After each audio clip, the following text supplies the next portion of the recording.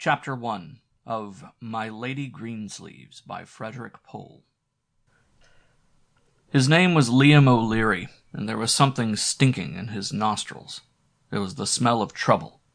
He hadn't found what the trouble was yet, but he would. That was his business. He was a captain of guards in a state's general correctional institution, better known to its inmates as the Jug. And if he hadn't been able to detect the scent of trouble brewing a cell block away, he would never have survived to reach his captaincy. And her name, he saw, was Sue Ann Bradley, detainee number WFA-656R. He frowned at the rap sheet, trying to figure out what got a girl like her into a place like this, and what was more important, why she couldn't just adjust herself to it now that she was in. He demanded, "Why wouldn't you mop out your cell?" The girl lifted her head angrily and took a step forward.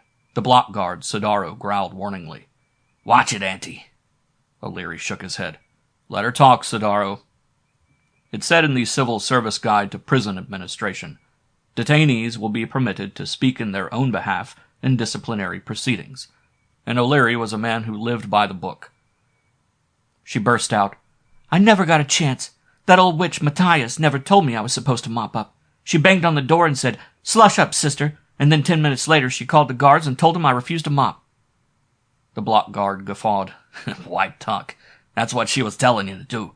Captain, you know what's funny about this? This Bradley is—" "Shut up, Sidaro." Captain O'Leary put down his pencil and looked at the girl. She was attractive and young. Not beyond hope, surely.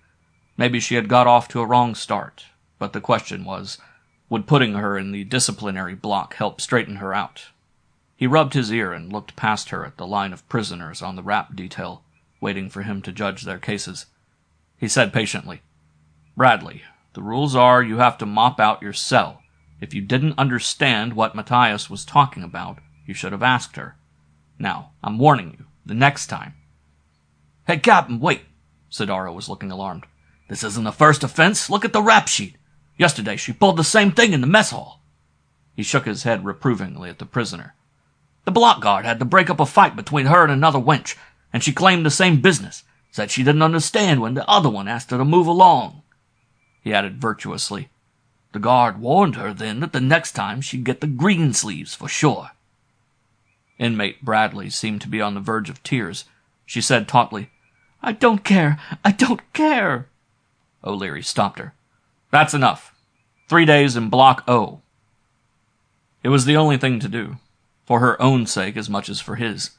He had managed, by strength of will, not to hear that she had omitted to say "sir" every time she spoke to him, but he couldn't keep it up forever, and he certainly couldn't overlook hysteria, and hysteria was clearly the next step for her.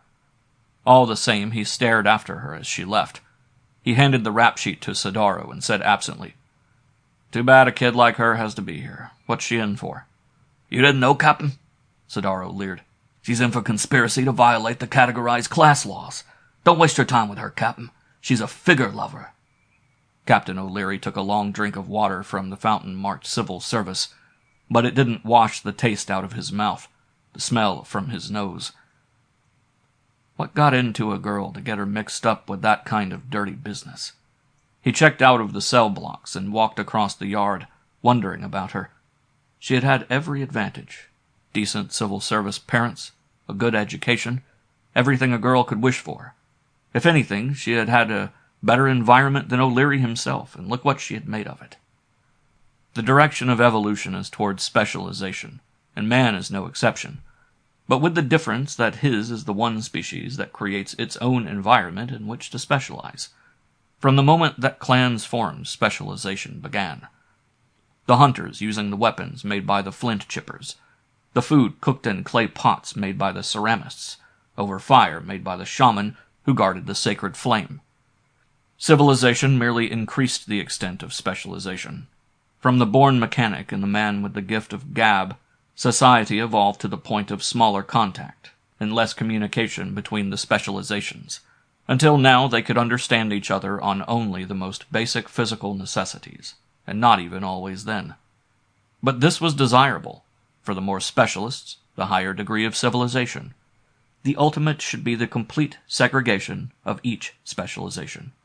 Social and genetic measures to make them breed true, because the unspecialized man is an uncivilized man, or at any rate he does not advance civilization.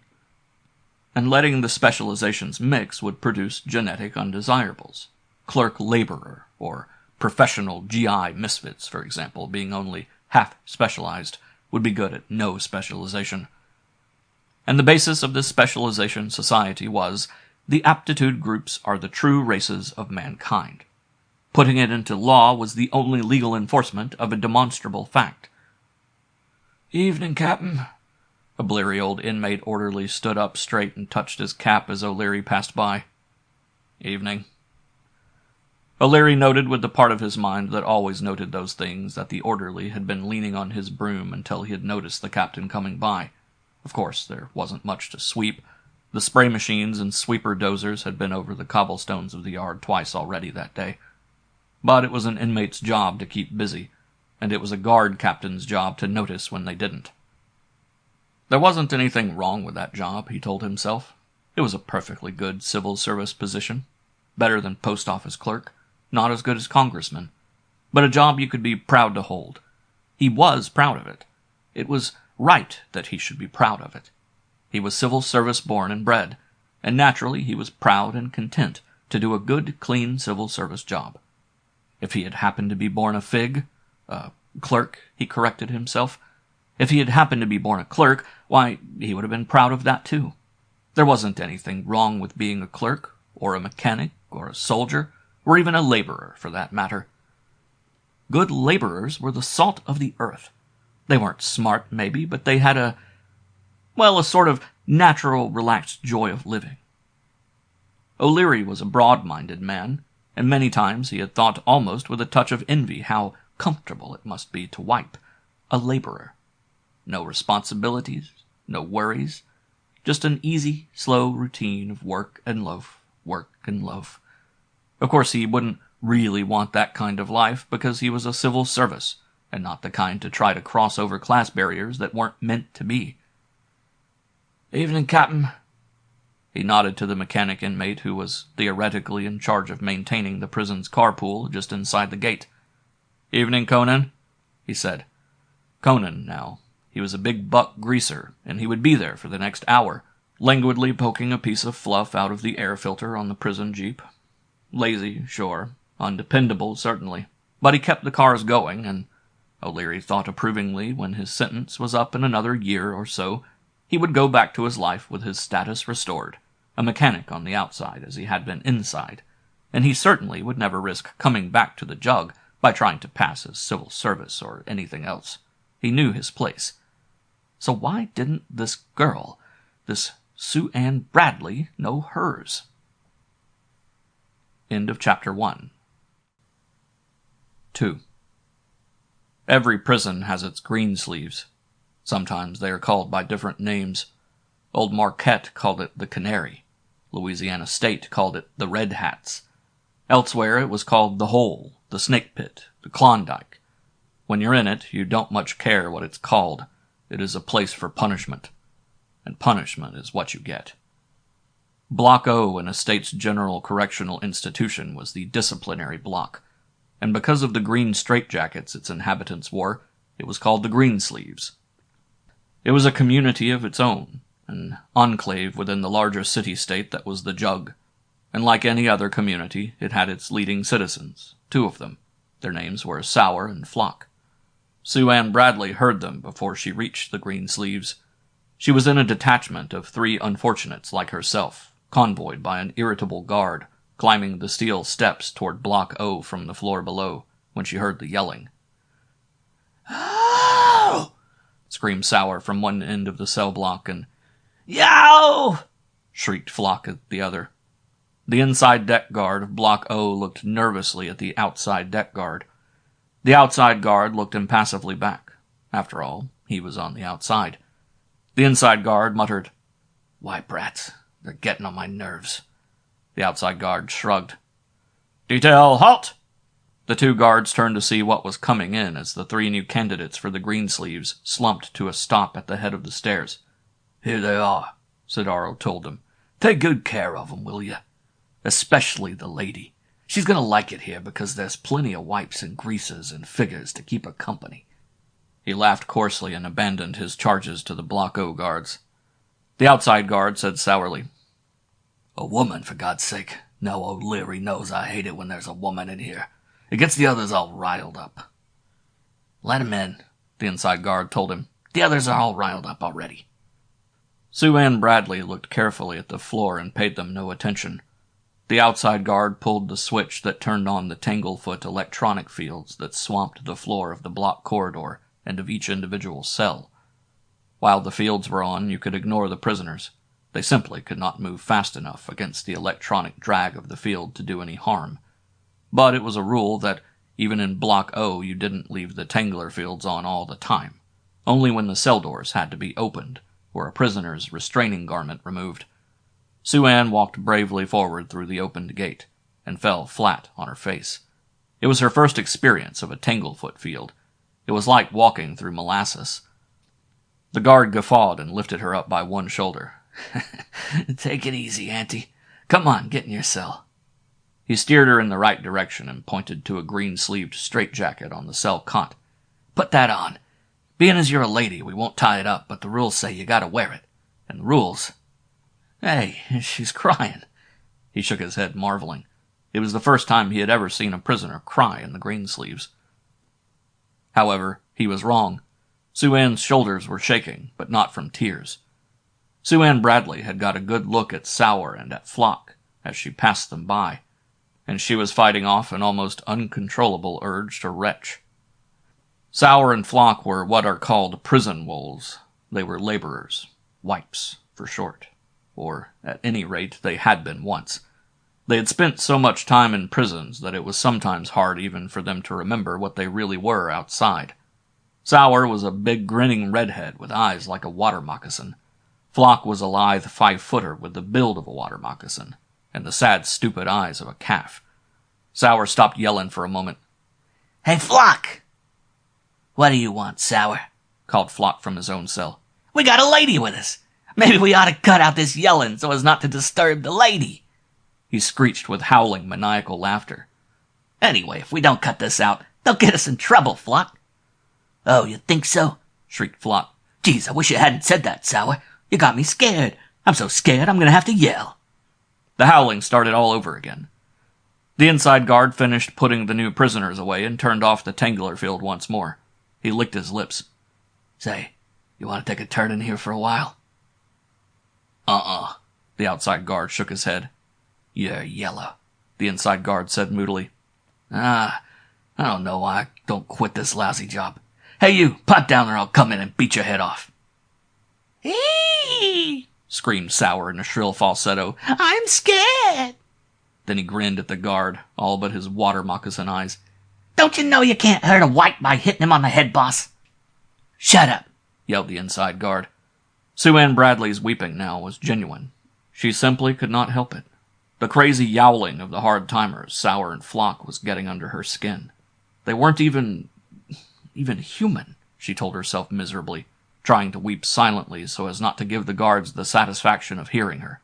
They were animals. Resentment and anger she could understand. She told herself doggedly that resentment and anger were natural and right. They were perfectly normal expressions of the freedom-loving citizens' rebellion against the vile and stifling system of categorized classes. It was good that Sour and Flock still had enough spirit to struggle against the vicious system. But did they have to scream so? The senseless yelling was driving her crazy. She abandoned herself to weeping, and she didn't even care who heard her anymore. Senseless. It never occurred to Sue Ann Bradley that it might not be senseless, because noise hides noise. But then she hadn't been a prisoner very long. End of Chapter 2. 3. "I smell trouble," said O'Leary to the warden. "Trouble? Trouble?" Warden Schluckbeer clutched his throat and his little round eyes looked terrified, as perhaps they should have. Warden Godfrey Schluckbeer was the almighty Caesar of 10,000 inmates in the jug. But privately he was a fussy old man trying to hold on to the last decent job he would have in his life. "Trouble? What trouble? O'Leary shrugged. Different things. You know, LaFawn from Block A. This afternoon he was playing ball with the laundry orderlies in the yard. The warden, faintly relieved, faintly annoyed, scolded. O'Leary, what did you want to worry me for? There's nothing wrong with playing ball in the yard.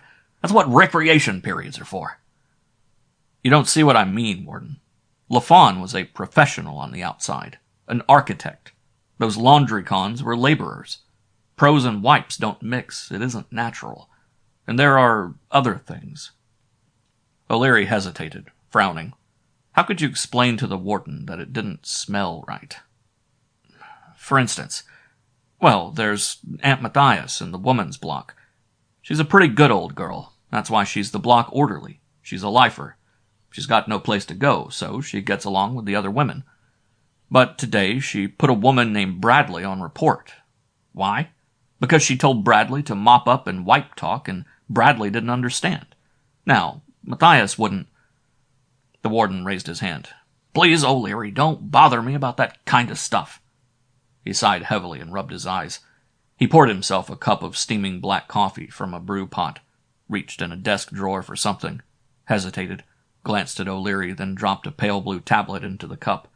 He drank it down eagerly, ignoring the scalding heat. He leaned back, looking suddenly happier and much more assured. O'Leary, you're a guard captain, right? And I'm your warden. You have your job, keeping the inmates in line, and I have mine. Now, your job is just as important as my job, he said piously. Everybody's job is just as important as everybody else's, right? But we have to stick to our own jobs. We don't want to try to pass. O'Leary snapped erect, abruptly angry. Pass? What the devil way was that for the warden to talk to him? Excuse the expression, O'Leary, the warden said anxiously. I mean, after all, specialization is the goal of civilization, right? He was a great man for platitudes, was Warden Schluckbeer. You know you don't want to worry about my end of running the prison, and I don't want to worry about yours, you see?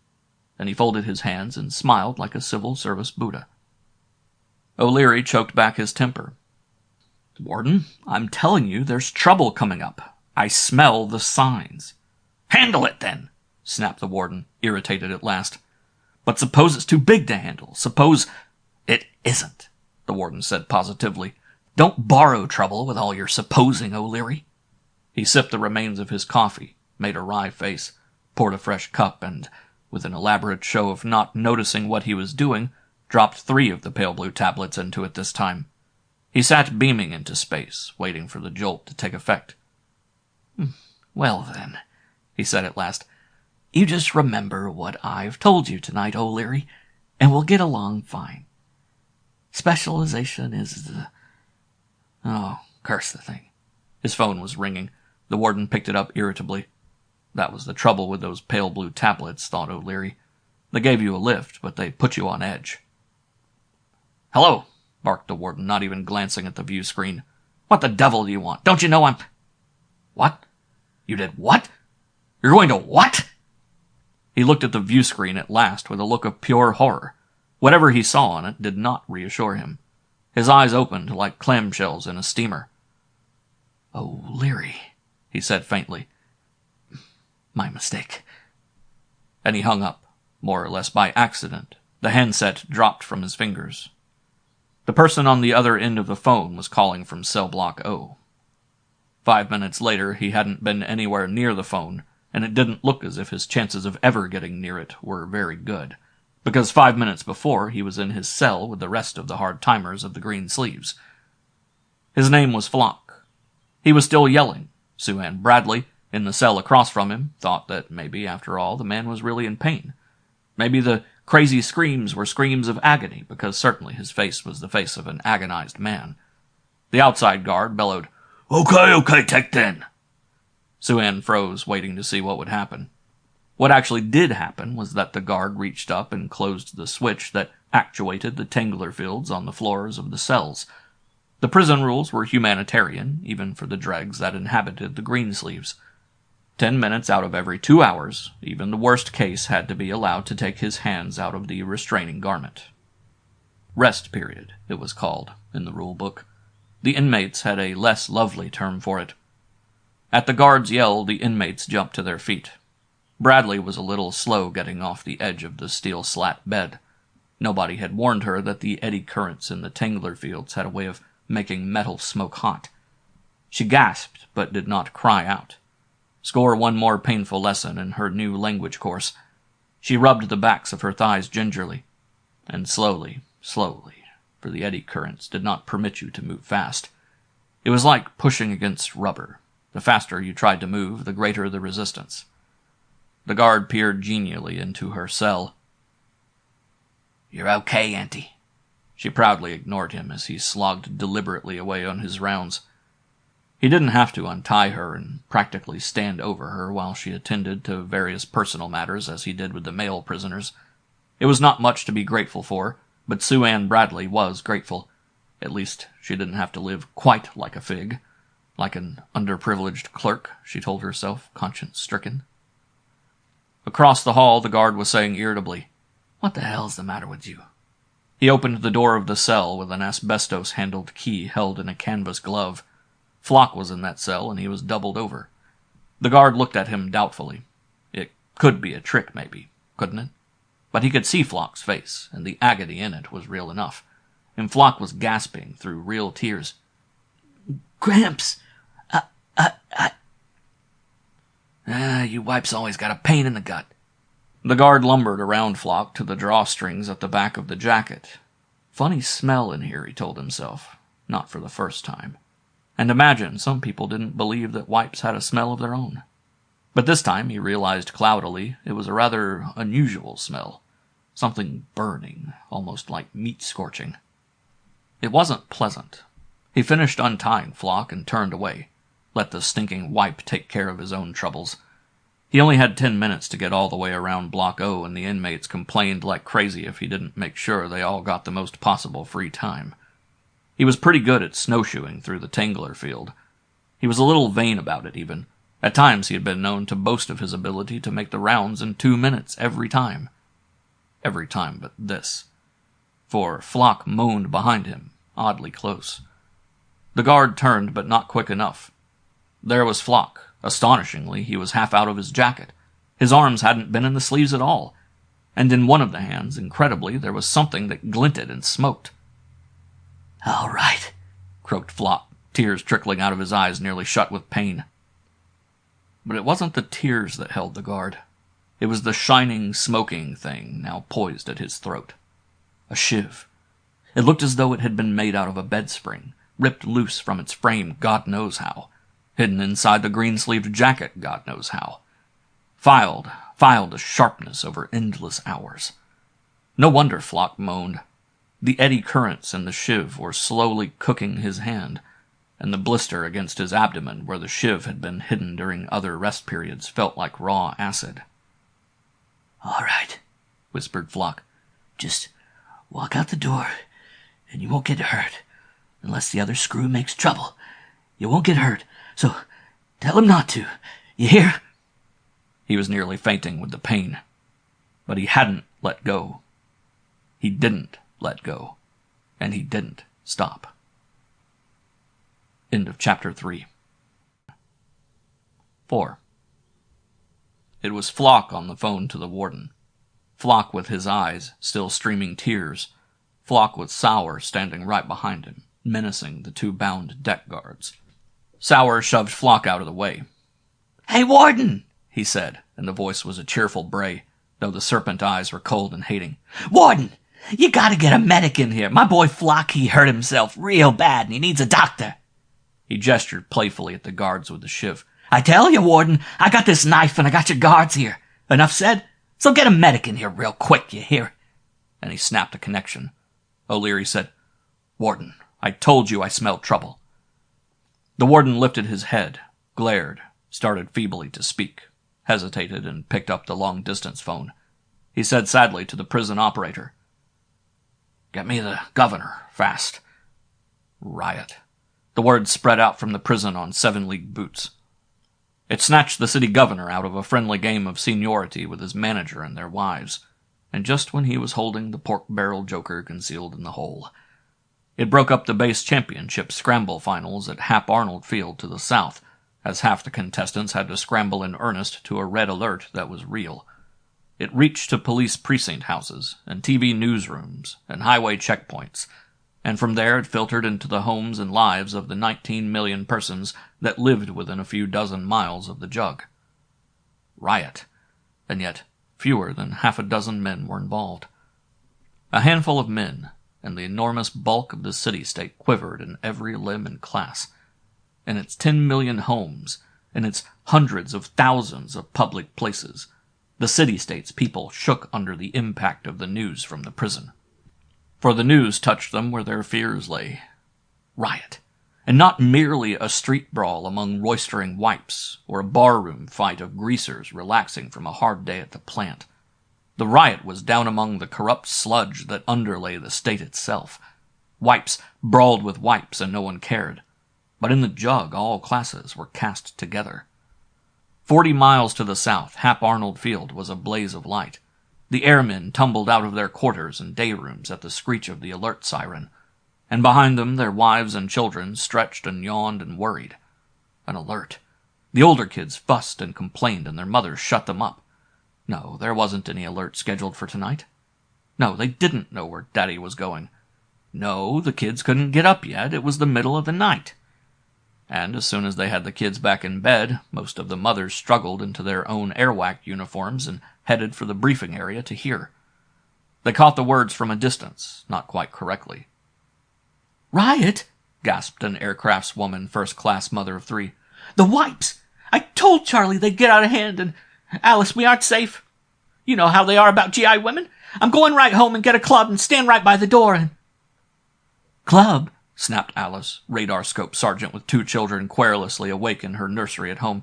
"What in God's name is the use of a club? You can't hurt a wipe by hitting him on the head. You'd better come along to supply with me and draw a gun. You'll need it before this night's over." But the airmen themselves heard the briefing loud and clear over the scramble call speakers, and they knew it was not merely a matter of trouble in the wipe quarters. The jug. The government himself had called them out. They were to fly interdicting missions at such and such levels on such and such flight circuits around the prison. The rockets took off on fountains of fire, and the jets took off with a whistling roar, and last of all the helicopters took off, and they were the ones who might actually accomplish something. They took up their picket posts on the prison perimeter, a pilot and 2 bombardiers in each copter, stone-faced, staring grimly alert at the prison below. They were ready for the breakout, but there wasn't any breakout. The rockets went home for fuel. The jets went home for fuel. The helicopters hung on, still ready, still waiting. The rockets came back and roared harmlessly about and went away again. They stayed away. The helicopter men never faltered and never relaxed. The prison below them was washed with light, from the guard posts on the walls, from the cell blocks themselves, from the mobile lights of the guard squadrons surrounding the walls. North of the prison, on the long, flat, damp developments of reclaimed land, the matchbox row houses of the clerical neighborhoods showed lights in every window as the figures stood ready to repel invasion from their undesired neighbors to the east, the wipes. In the crowded tenements of the laborers' quarters, the wipes shouted from window to window, and there were crowds in the bright streets. "The whole bloody thing's gonna blow up!" a helicopter bombardier yelled bitterly to his pilot above the flutter and roar of the whirling blades. "Look at the mobs in Greaserville! The first breakout from the jug's gonna start a fight like you never saw, and we'll be right in the middle of it." He was partly right.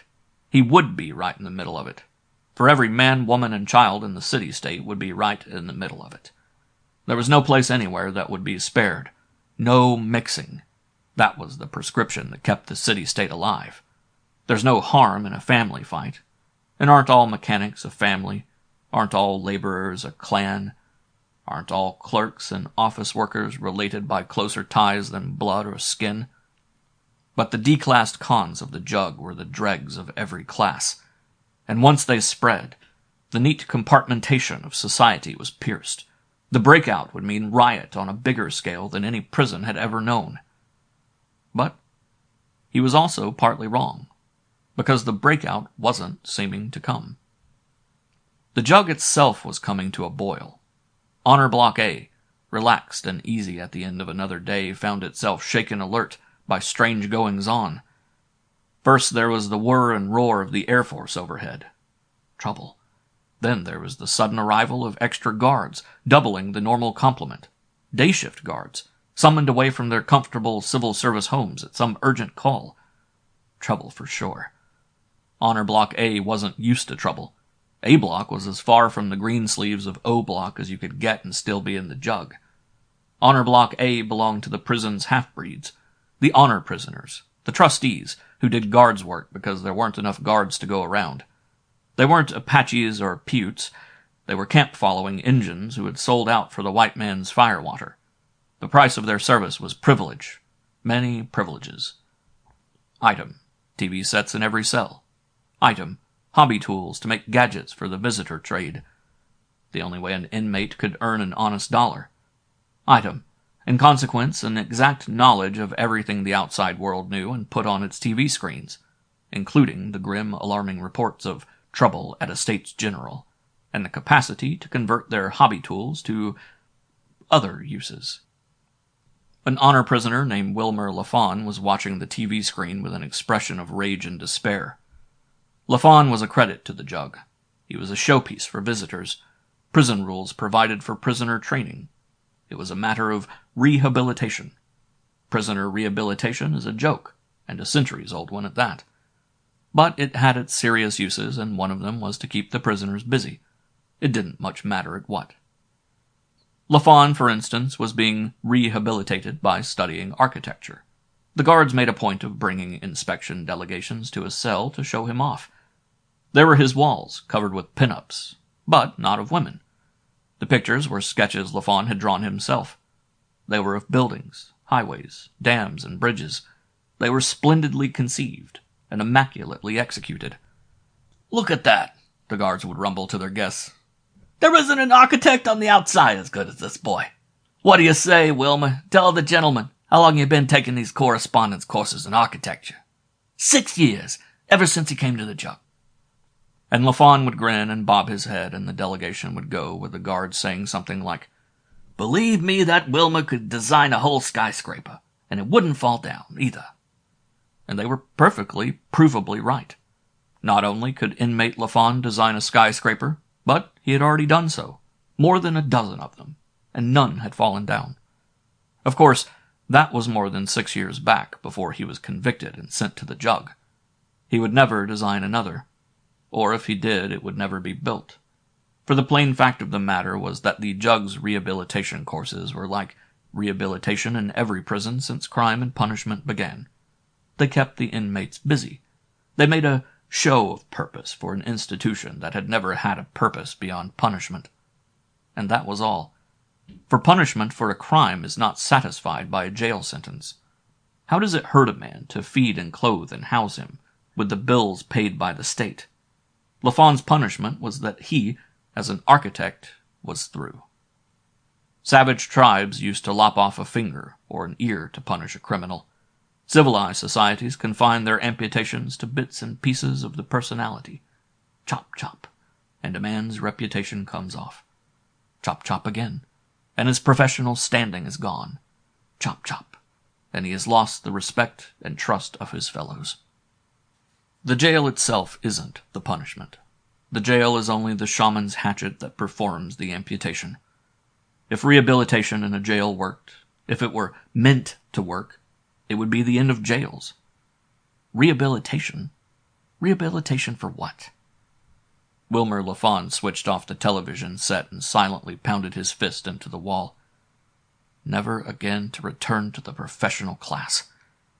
For naturally, the conviction had cost him his membership in the Architectural Society, and that had cost him his professional standing. But still, just to be out of the jug, that would be something. And his whole hope of ever getting out lay not here in Honor Block A, but in the turmoil of the Greensleeves, 100 meters and more than 50 armed guards away. He was a furious man. He looked into the cell next door where a con named Garcia was trying to concentrate on a game of solitaire split-bee. Once Garcia had been a professional too. He was the closest thing to a friend Wilmer LaFawn had.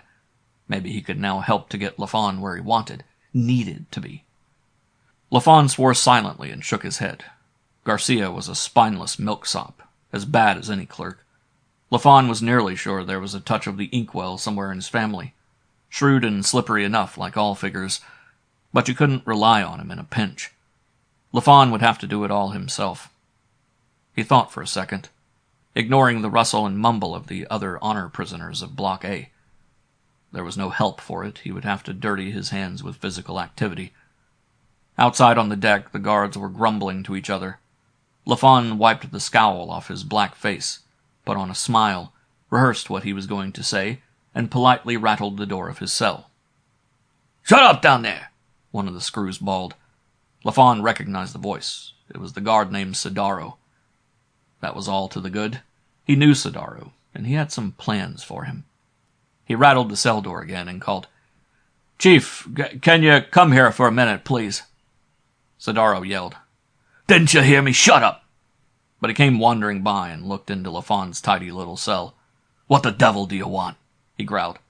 Lafon said ingratiatingly, "What's going on, Chief?" "Shut your mouth," Sidaro said absently and yawned. He hefted his shoulder holster comfortably. That O'Leary, what a production he had made of getting the guards back. And here he was, stuck in Block A on the night he had set aside for getting better acquainted with that little blue-eyed statistician from the census office. "Chief, the television says there's something going on in the Greensleeves. What's the score?" Sidaro had no reason to answer him, but it was his unvarying practice to make a con wait before doing anything the con wanted.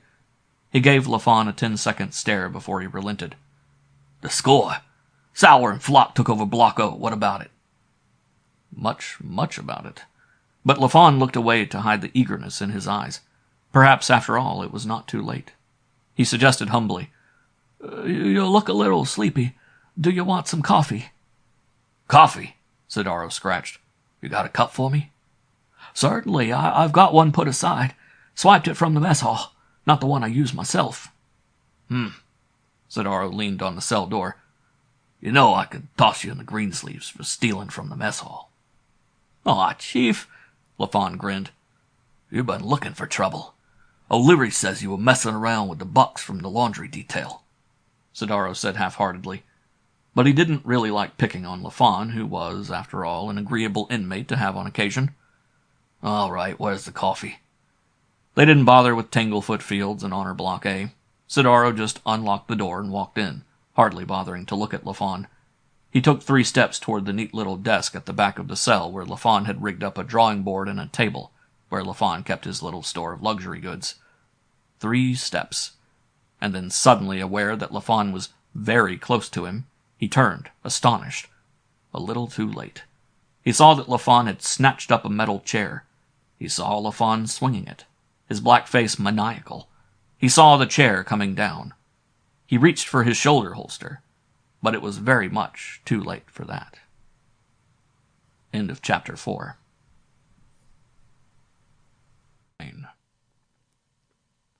5. Captain O'Leary dragged the scared little wretch into the warden's office. He shook the con angrily. "Listen to this, Warden. The boys just brought this one in from the shops building. Do you know what he's up to?" The warden wheezed sadly and looked away. He had stopped even answering O'Leary by now. He had stopped talking to Sour on the interphone when the big convict called every few minutes to rave and threaten and demand a doctor. He had almost stopped doing everything except worry and weep. But, still in all, he was the warden. He was the one who gave the orders. O'Leary barked, "Warden, this little greaser has bollocksed up the whole tangler circuit for the prison. If the cons get out into the yard now, you won't be able to tangle them. You know what that means? They'll have the freedom of the yard, and who knows what comes next." The warden frowned sympathetically. Tisk, tisk. O'Leary shook the con again. "Come on, Hiroko. Tell the warden what you told the guards." The con shrank away from him. Sweat was glistening on his furrowed yellow forehead. I had to do it, Captain. I shorted the worm can in the Tangler subgrid, but I had to. I got a signal. Bollocks the grid tonight, or someday you'll be in the yard and we'll static you. What could I do, Captain? I didn't want to." O'Leary pressed. "Who did the signal come from?" The con only shook his head, perspiring still more. The warden asked faintly. What's he saying? O'Leary rolled his eyes to heaven. And this was the warden. Couldn't even understand shop talk from the mouths of his own inmates. He translated. He got orders from the prison underground to short-circuit the electronic units in the Tangler circuit. They threatened to kill him if he didn't. The warden drummed with his fingers on the desk. Tangler field, eh? Yes, that is important. You better get it fixed, O'Leary, right away. Fixed? Warden, who's going to fix it? You know as well as I do that every mechanic in the prison is a con. Even if one of the guards would do a thing like that, and I'd bust him myself if he did, he wouldn't know where to start. That's mechanic work. The warden swallowed. He had to admit that O'Leary was right. Naturally, nobody but a mechanic, and a specialist electrician from a particular subgroup of the greaser class at that, could fix something like the Tanglerfield generators. He said absently, Well, that's true enough. After all, specialization is the goal of civilization, you know. O'Leary took a deep breath. He needed it. He beckoned to the guard at the door. Take this greaser out of here. The con shambled out, his head hanging. O'Leary turned to the warden and spread his hands. Warden, he said, don't you see how this thing is building up? Let's not just wait for the place to explode in their faces. Let me take a squad into Block O before it's too late. The warden pursed his lips thoughtfully and cocked his head as though he were trying to find some trace of merit in an unreasonable request. He said at last, No. O'Leary made a passionate sound that was trying to be bad language, but he was too raging mad to articulate it. He walked stiffly away from the limp, silent warden and stared out the window. At least, he told himself, he hadn't gone to pieces. It was his doing, not the warden's. That all the off-duty guards had been dragged double time back to the prison. His doing that they were now ringed around the outer walls or scattered on extra man patrols throughout the prison. It was something, but O'Leary couldn't believe that it was enough. He had been in touch with half a dozen of the details inside the prison on the intercom, and each of them had reported the same thing. In all of EG, not a single prisoner was asleep. They were talking back and forth between the cells, and the guards couldn't shut them up. They were listening to concealed radios, and the guards didn't dare make a shakedown to find them. They were working themselves up to something. To what? O'Leary didn't want ever to find out what. He wanted to go in there with a couple of the best guards he could get his hands on, shoot his way into the Greensleeves if he had to, and clean out the infection. But the warden said no. O'Leary stared balefully at the hovering helicopters. The warden was the warden. He was placed in that position through the meticulously careful operations of the civil service machinery, maintained in that position year after year through the penetrating annual inquiries of the Reclassification Board. It was subversive to think that the board could have made a mistake. But O'Leary was absolutely sure that the warden was a scared, ineffectual jerk. The interphone was ringing again. The warden picked up the handpiece and held it bonelessly at arm's length, his eyes fixed glassily on the wall. It was sour from the Greensleeves again. O'Leary could hear his maddened bray. I warned you, warden! O'Leary could see the big con's contorted face in miniature in the view screen of the interphone. The grin was broad and jolly, the snake's eyes poisonously cold. I'm going to give you 5 minutes, warden. You hear? 5 minutes. And if there isn't a medic in here in 5 minutes to take care of my boy Flock, your guards have had it. I'm going to slice off an ear and throw it out the window, you hear me? And 5 minutes later, another ear. And 5 minutes later... The warden groaned weakly. I've called for the prison medic, Sour. Honestly, I have. I'm sure he's coming as rapidly as he... 5 minutes! And the ferociously grinning face disappeared. O'Leary leaned forward. Warden, let me take a squad in there. The warden gazed at him for a blank moment. Squad? No, O'Leary. What's the use of a squad? It's a medic I have to get in there. I have a responsibility to those guards, and if I don't get a medic... A cold, calm voice from the door. I am here, warden. O'Leary and the warden both jumped up. The medic nodded slightly.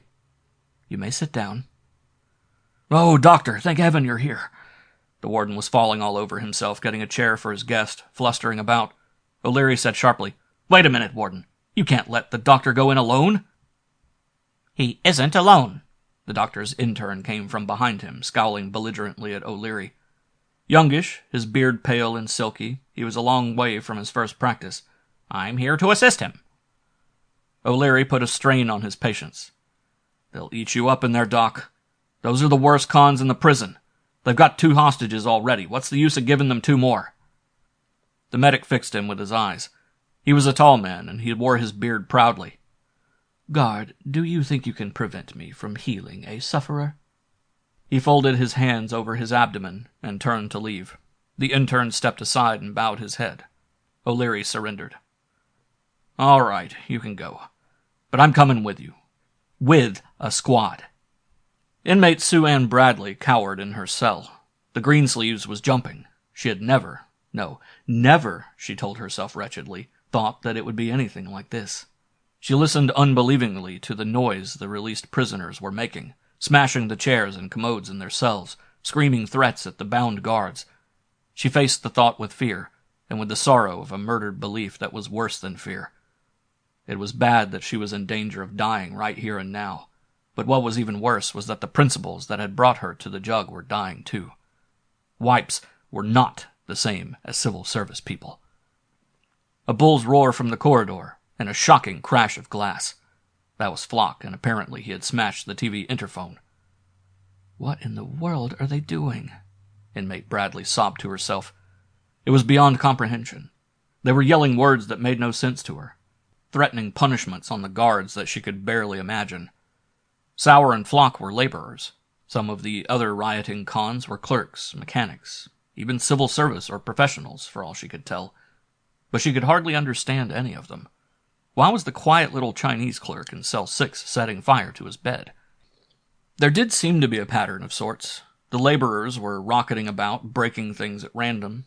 The mechanics were pleasurably sabotaging the electronic and plumbing installations. The white-collar categories were finding their dubious joys in less direct ways, like setting fire to a bed. But what a mad pattern! The more Sue Ann saw of them, the less she understood. It wasn't just that they talked differently. She had spent endless hours studying the various patois of shop talk, and it had defeated her. But it wasn't just that. It was bad enough when she couldn't understand the words, as when that trusty Matthias had ordered her in white shop talk to mop out her cell. But what was even worse was not understanding the thought behind the words. Sue Ann Bradley had consecrated her young life to the belief that all men were created free and equal, and alike, or alike in all the things that mattered anyhow, alike in hopes, alike in motives, alike in virtues. She had turned her back on a decent civil service family and a promising civil service career to join the banned and despised Association for the Advancement of the Categorized Classes. Screams from the corridor outside. Sue Ann leaped to the door of her cell to see Sauer clutching at one of the guards. The guard's hands were tied, but his feet were free.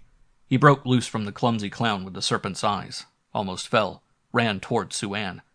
There was nowhere else to run. The guard, moaning and gasping, tripped, slid, caught himself, and stumbled into her cell.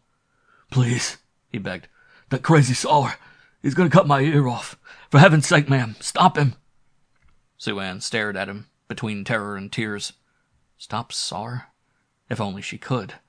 The big redhead was lurching stiffly toward them, raging, but not so angry that the water moccasin eyes showed heat. "Come here, you figure scum!" he roared. The epithet wasn't even close. The guard was civil service through and through, but it was like a reviving whip sting to Sue Ann Bradley. "Watch your language, Mr. Sauer," she snapped incongruously. Sauer stopped dead and blinked. "Don't you dare hurt him," she warned. "Don't you see, Mr. Sauer, you're playing into their hands. They're trying to divide us. They pit mechanic against clerk, laborer against armed forces. And you're helping them. Brother Sauer, I beg—" The redhead spat deliberately on the floor. He licked his lips and grinned an amiable clown's grin, and said in his cheerful buffoon bray, "Auntie, go verb your adjective, noun." Sue Ann Bradley gasped and turned white. She had known such words existed, but only theoretically.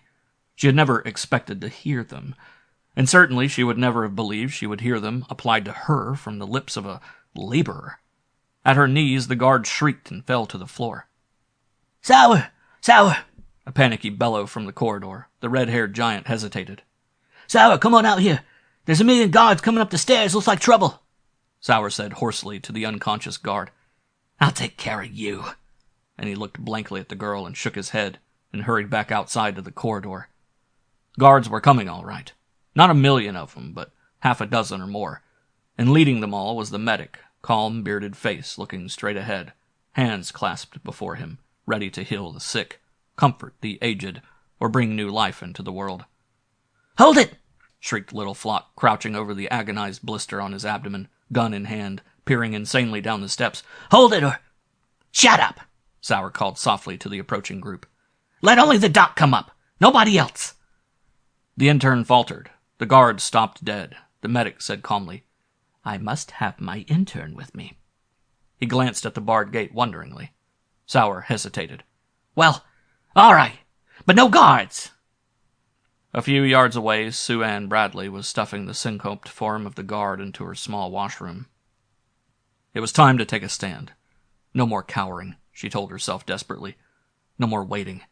She closed the door on the guard, still unconscious, and stood grimly before it. Him, at least, she would save if she could. They could get him, but only over her dead body. Or, anyway, she thought with a sudden throbbing in her throat, over her body. End of chapter 5. 6. After O'Leary and the medic left, the warden tottered to a chair, but not for long. His secretary appeared, eyes bulging. "The governor!" he gasped. Warden Schluckbeer managed to say, "Why, Governor, how good of you to come." The governor shook him off and held the door open for the men who had come with him. There were reporters from all the news services, officials from the township governments within the city-state. There was an air GI with Major's leaves on his collar. "Liaison, sir," he explained crisply to the warden, "just in case you have any orders for our men up there." There were nearly a dozen others. The warden was quite overcome. The governor rapped out, "Warden, no criticism of you, of course, but I've come to take personal charge. I'm superseding you under Rule 12, Paragraph A of the Uniform Civil Service Code, right?" "Oh, right," cried the warden, incredulous with joy. "The situation is bad, perhaps worse than you think. I'm seriously concerned about the hostages those men have in there. And I had a call from Senator Bradley a short time ago." "Senator Bradley?" echoed the warden.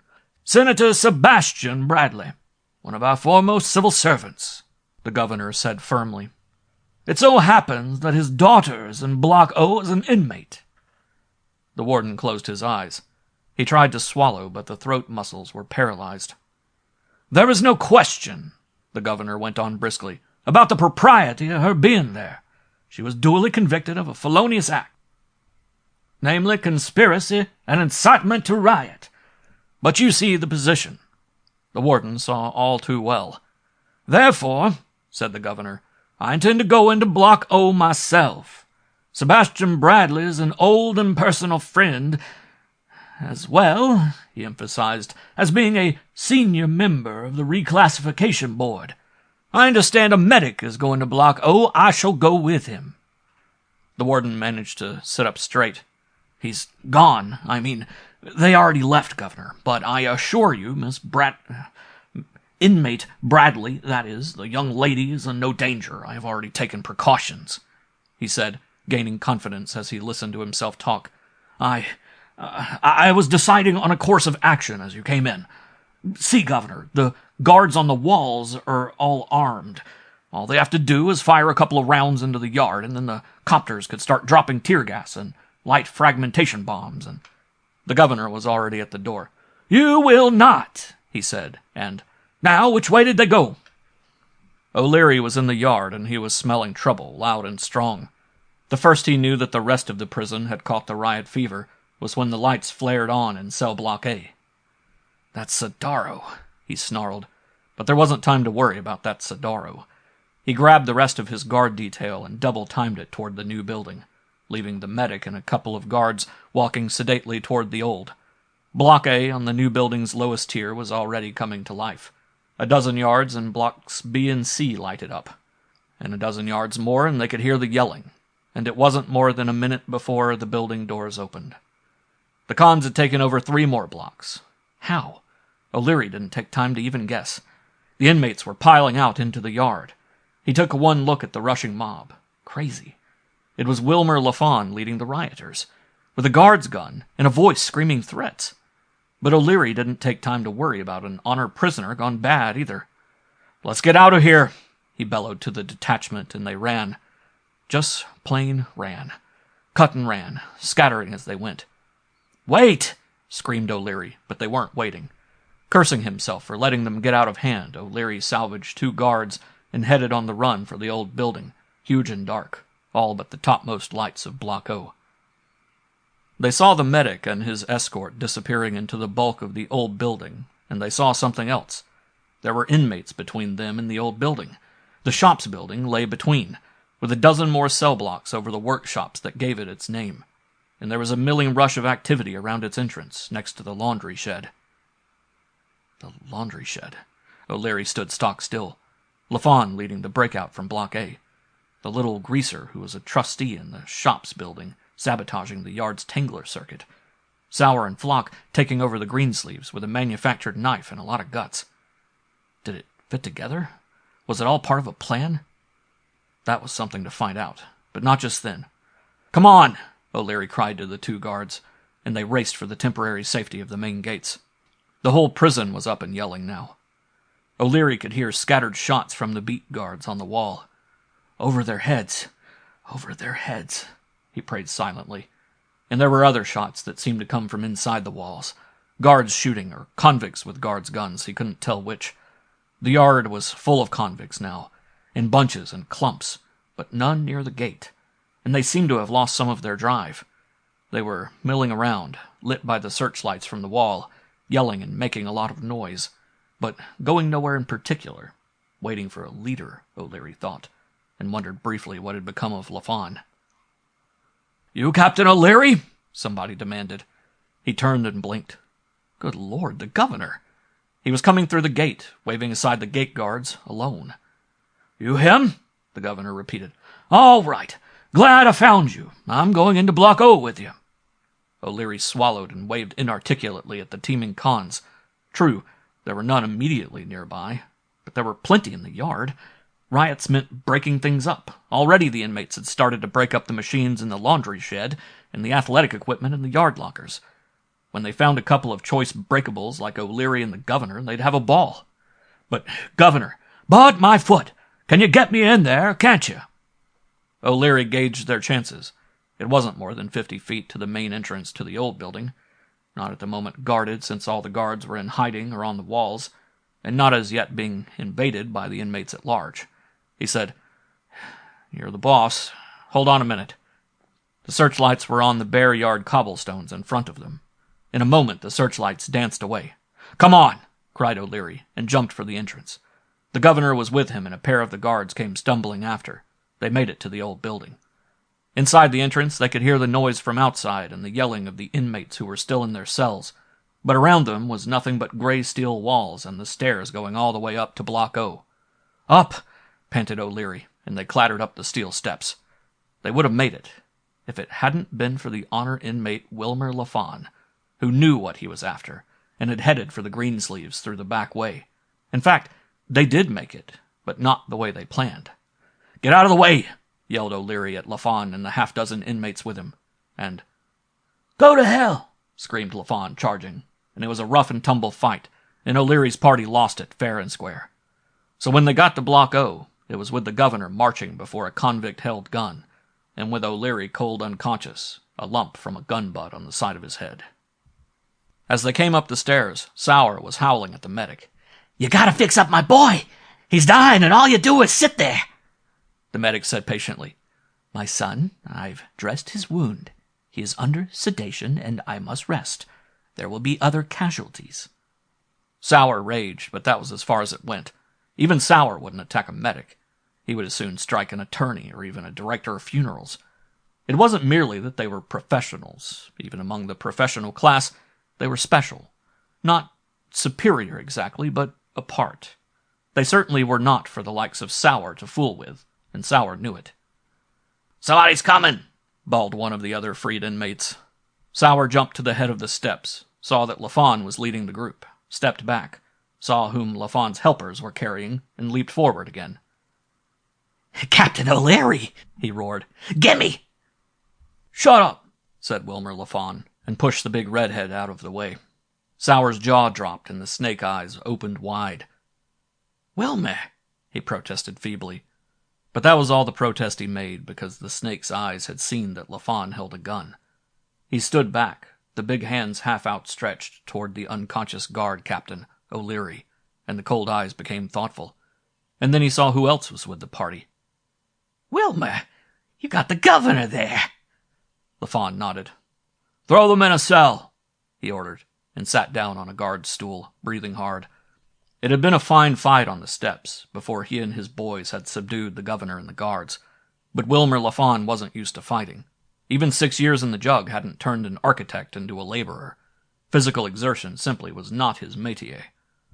Sour said coaxingly, "Wilmer, won't you leave me have O'Leary for a while? If it wasn't for me and Flock, you'd still be in A-block and—" "Shut up," Lafon said again, gently enough, but he waved the gun muzzle. He drew a deep breath, glanced around him, and grinned. "If it wasn't for you and Flock," he mimicked. "If it wasn't for you and Flock. Sorry, you white clown, do you think it took brains to file down a shiv and start things rolling? If it wasn't for me, you and Flock would have beaten up a few guards and had your kicks for half an hour, and then the whole prison would fall in on you. It was me, Wilmer Lafon, who set things up, and you know it." He was yelling, and suddenly he realized he was yelling.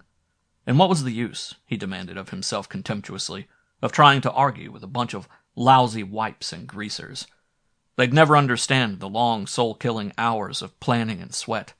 They wouldn't realize the importance of the careful timing, of arranging that the laundry cons would start a disturbance in the yard right after the Greensleeves hard-timers kicked off the riot, of getting the little greaser Hiroko to short-circuit the yard field so the laundry cons could start their disturbances. It took a professional to organize and plan. Yes, and to make sure that he himself was out of it until everything was ripe, so that if anything went wrong, he was all right. It took somebody like Wilmer Lafon, a professional, who had spent 6 years too long in the jug, and who would shortly be getting out. End of chapter 6. 7. Any prison is a ticking bomb. A States General was in the process of going off. From the Greensleeves, where the trouble had started, clear out to the trusty farms that ringed the walls, every inmate was up and jumping. Some were still in their cells, the scared ones, the decrepit oldsters, the short-termers who didn't dare risk their early discharge. But for every man in his cell, a dozen were out and yelling. A torch, licking as high as the hanging helicopters, blazing up from the yard. That was the laundry shed. Why burn the laundry? The cons couldn't have said. It was burnable, and it was there. Burn it! The yard lay open to the wrath of the helicopters, but the helicopters made no move. The cobblestones were solidly covered with milling men. The guards were on the walls, sighting down their guns. The helicopter bombardiers had their fingers on the bomb trips. There had been a few rounds fired over the heads of the rioters at first. Nothing since. In the milling mob, the figures clustered in groups. The inmates from Honor Block A huddled under the guards' guns at the angle of the wall. They had clubs. All the inmates had clubs, but they weren't using them. Honor Block A. On the outside, civil service and professionals. On the inside, the trustees, the good cons. They weren't the type for clubs. With all the inmates, you looked at them and you wondered what twisted devil had got into their heads to land them in the jug. Well, perhaps you could understand it. A little bit, at least. In the case of the figures in blocks B and C, the greasers in the shop building, that sort. It was easy enough for some of the categorized classes to commit a crime and thereby land in jail. Who could blame a wipe for trying to pass if he thought he could get away with it? But when he didn't get away with it, he wound up in the jug, and that was logical enough. And greasers like civil service women, everybody knew that. There was almost a sort of logic to it, even if it was a sort of inevitable logic that made decent civil service people see red. You had to enforce the laws against rape if, for instance, a greaser should ask an innocent young female postal clerk for a date. But you could understand what drove him to it. The jug was full of criminals of that sort, and the jug was the place for them. But what about Honor Block A? Why would a Wilmer Lafon, a certified public architect, a professional by category, do his own car repairs and get himself jugged for malpractice?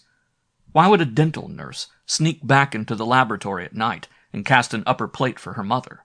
She must have realized she would be caught. But she had done it, and she had been caught. And there she was, this wild night, huddled under the helicopters, uncertainly waving the handle of a floor mop. It was a club. She shivered and turned to the stocky convict next to her. "Why don't they break down the gate?" she demanded. "How long are we going to hang around here, waiting for the guards to get organized and pick us all off one at a time?" The convict next to her sighed and wiped his glasses with a beefy hand. Once he had been an income tax accountant, disbarred and convicted on 3 counts of impersonating an attorney when he took the liberty of making changes in a client's lease. He snorted. They expect us to do their dirty work. The two of them glared angrily and fearfully at the other convicts in the yard. And the other convicts, huddled greaser with greaser, wipe with wipe, glared ragingly back. It wasn't their place to plan the strategy of a prison break. Captain Liam O'Leary muttered groggily, "They don't want to escape. All they want is to make trouble. I know cons." He came fully awake and sat up and focused his eyes. His head was hammering. That girl, that Bradley, was leaning over him. She looked scared and sick. "Sit still. Sour's just plain crazy. Listen to them yelling out there." O'Leary sat up and looked around, one hand holding his drumming skull. "They do want to escape," said Sue Ann Bradley. "Listen to what they're saying." O'Leary discovered that he was in a cell. There was a battle going on outside. Men were yelling, but he couldn't see them. He jumped up, remembering. "The governor," Sue Ann Bradley said. "He's all right. I think he is, anyway. He's in the cell right next to us, with a couple of guards. I guess they came up with you." She shivered as the yells in the corridor rose. "Sour is angry at the medic," she explained. "He wants him to fix Flock up so they can crush out, I think he said. The medic says he can't do it. You see, Flock got burned pretty badly with a knife he made. Something about the Tanglefoot field." "Eddy currents," said O'Leary dizzily. "Anyway, the medic—" "Never mind the medic. What's Lafon doing?" "Lafon? The Negro?" Sue Ann Bradley frowned. "I didn't know his name. He started the whole thing the way it sounds. They're waiting for the mob down in the yard to break out, and then they're going to make a break." "Wait a minute," growled O'Leary. His head was beginning to clear. "What about you? Are you in on this?" She hung between laughter and tears. Finally, "Do I look as if I am?" O'Leary took stock. Somehow, somewhere, the girl had got a length of metal pipe. From the plumbing, maybe. She was holding it in one hand, supporting him with the other. There were 2 other guards in the cell, both out cold. One from O'Leary's squad, the other, O'Leary guessed, a desk guard who had been on duty when the trouble started. "I wouldn't let them in," she said wildly. "I told them they'd have to kill me before they could touch that guard." O'Leary said suspiciously, "You belonged to that double AC, didn't you? You were pretty anxious to get in the Greensleeves, disobeying Auntie Matthias's orders. Are you sure you didn't know this was going to—" It was too much. She dropped the pipe, buried her head in her hands. He couldn't tell if she laughed or wept, but he could tell that it hadn't been like that at all. I'm sorry," he said awkwardly, and touched her helplessly on the shoulder. He turned and looked out the little barred window because he couldn't think of any additional way to apologize. He heard the wavering beat in the air and saw them, bobbing 100 yards up, their wide metal vanes fluttering and hissing from the jets at the tips. The GI copters, waiting, as everyone seemed to be waiting. Sue Ann Bradley asked shakily, "Is anything the matter?" O'Leary turned away. It was astonishing, he thought, what a different perspective he had on those helicopter bombers from inside Block O. Once he had cursed the warden for not ordering at least tear gas to be dropped. He said harshly, "Nothing, just that the copters have the place surrounded." "Does it make any difference?" He shrugged. Does it make a difference? The difference between trouble and tragedy, or so it now seemed to Captain O'Leary. The riot was trouble. They could handle it one way or another. It was his job, any guard's job, to handle prison trouble. But to bring the GIs into it was to invite race riot. Not prison riot. Race riot. Even the declassed scum in the jug would fight back against the GIs. They were used to having the civil service guards over them. That was what the guards were for. Civil service guards guarded. What else? It was their job, as clerking was a rigger's job, and machines were a greaser's, and pick-and-shovel strong-arm work was a wipe's. But the armed services, their job was to defend the country against forces outside, in a world that had only inside forces. The cons wouldn't hold still under attack from the GIs. Race riot. But how could you tell that to a girl like this Bradley? O'Leary glanced at her covertly. She looked all right. Rather nice-looking, if anything. But he hadn't forgotten why she was in EG, joining a terrorist organization, the Association for the Advancement of the Categorized Classes. Actually getting up on street corners and proposing that greasers' children be allowed to go to school with GIs, that wipes intermarry with civil service. Good Lord, they'd be suggesting that doctors eat with laymen next. The girl said evenly, "Don't look at me that way. I'm not a monster." O'Leary coughed. "Sorry, I didn't know I was staring." She looked at him with cold eyes.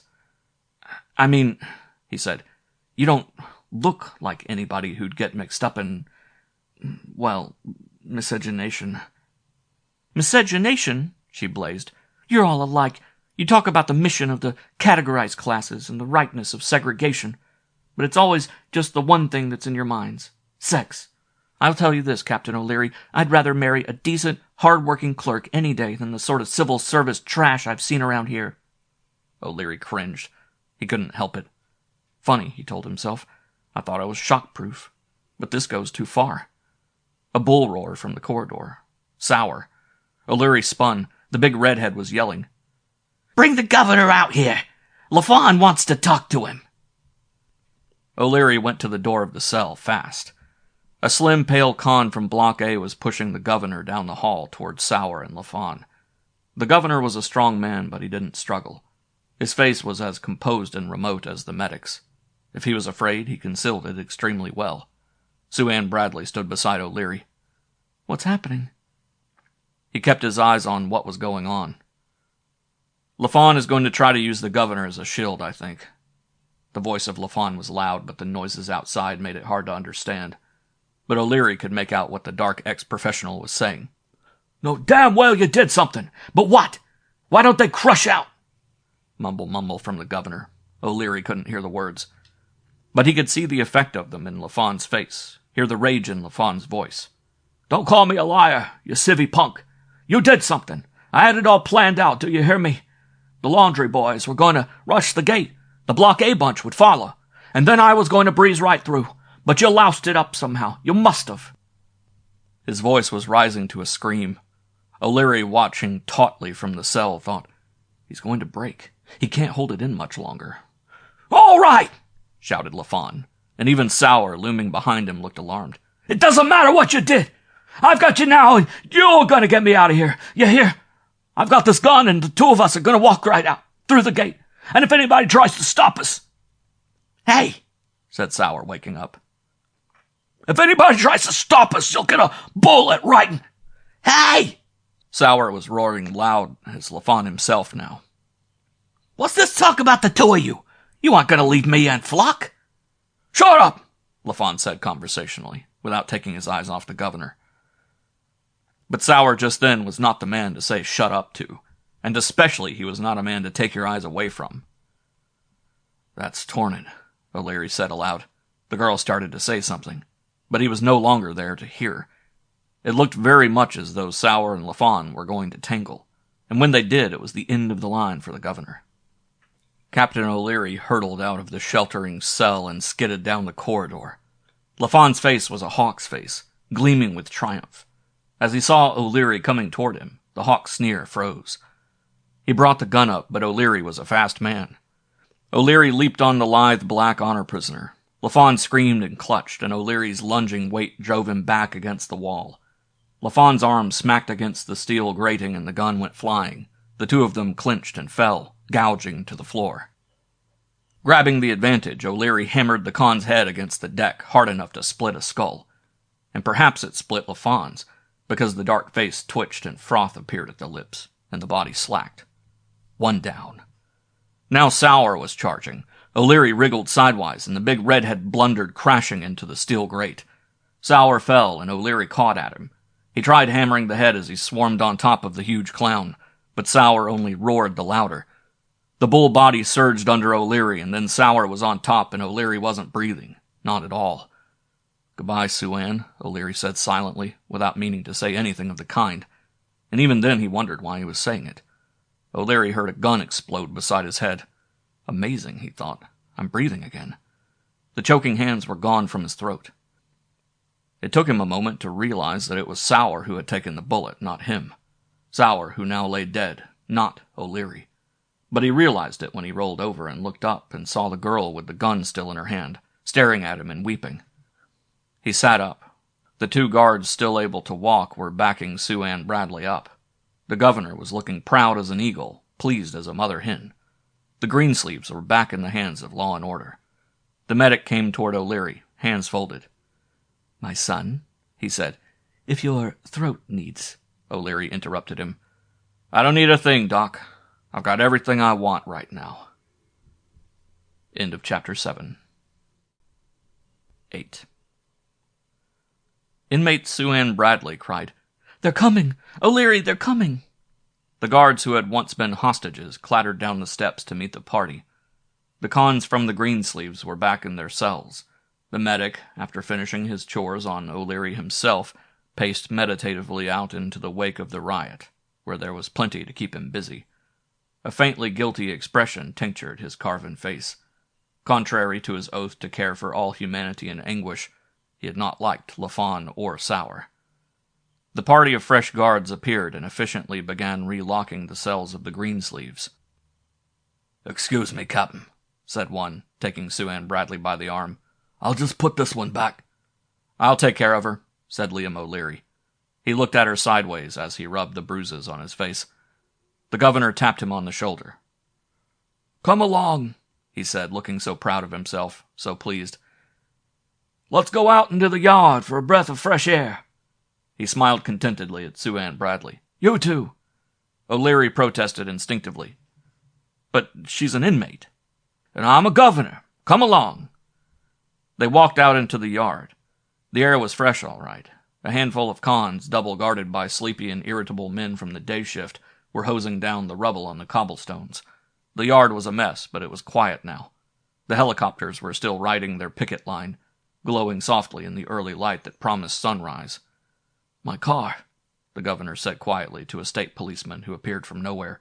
The trooper snapped a salute and trotted away. "I killed a man," said Sue-Ann Bradley, looking a little ill. "You saved a man," corrected the governor. "Don't weep for that LaFawn. He was willing to kill 1,000 men if he had to break out of here." "But he never did break out," said Sue-Ann. The governor stretched contentedly. "He never had a chance. Laborers and clerks joined together in a breakout. It would never happen. They don't even speak the same language, as you have discovered, my dear." Sue-Ann blazed. "I still believe in the equality of man." "Oh, please do," the governor said, straight-faced. "There's nothing wrong with that. Your father and I are perfectly willing to admit that men are equal, but we can't admit that all men are the same. Use your eyes. What you believe in is your business, but," he added, "when your beliefs extend to setting fire to segregated public lavatories as a protest move, which is what you got arrested, you apparently need to be taught a lesson. Well, perhaps you've learned it. You were a help here tonight, and that counts for a lot." Captain O'Leary said, face furrowed. "What about the warden, Governor? They say the category system is what makes the world go round. It fits the right man to the right job and keeps him there. But look at Warden Schluckbeer. He fell completely apart at the seams. He—" "Turn that statement around, O'Leary." "Turn?" The governor nodded. "You've got it reversed. Not the right man for the job. The right job for the man. We've got Schluckbeer on our hands, see? He's been born. It's too late to do anything about that. He will go to pieces in emergency. So where do we put him?" O'Leary stubbornly clamped his jaw, frowning. We put him, the governor went on gently, where the best thing to do in a crisis is to go to pieces. Why, O'Leary, you get some hot-headed man of action in here, and every time an inmate sneezes, you'll have bloodshed. And there's no harm in a prison riot. Let the poor devils work off steam. I wouldn't have bothered to get out of bed for it, except I was worried about the hostages. So I came down to make sure they were protected in the best possible way. O'Leary's jaw dropped. But you were, the governor nodded. I was a hostage myself. That's one way to protect them, isn't it? By giving the cons a hostage that's worth more to them. He yawned and looked around for his car. So the world keeps going around, he said. Everybody is somebody else's outgroup, and maybe it's a bad thing, but did you ever stop to realize that we don't have wars anymore? The categories stick tightly together. Who is to say that that's a bad thing? He grinned. Reminds me of a story, if you two will pay attention to me long enough to listen. There was a meeting. This is an old story. A neighborhood meeting of the leaders of the two biggest women's groups on the block.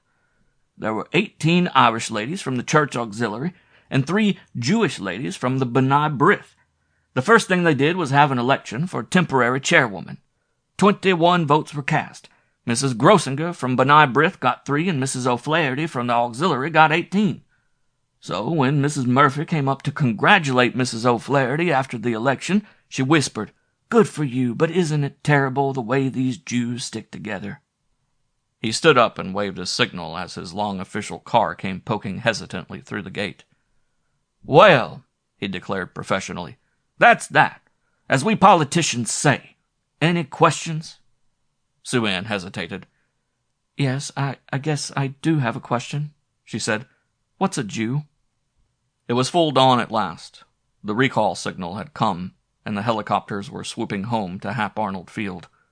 A bombardier named Novak, red-eyed and grumpy, was amusing himself on the homeward flight by taking practice sights on the stream of work-bound mechanics as they fluttered over Greaserville.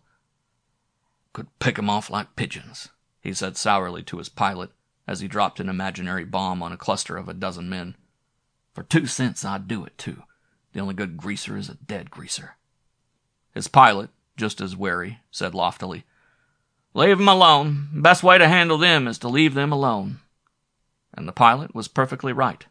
And that was the way the world went round, spinning slowly and unstoppably toward the dawn. End of Chapter 8. And end of My Lady Greensleeves by Frederick Powl. Read by Ben Tucker.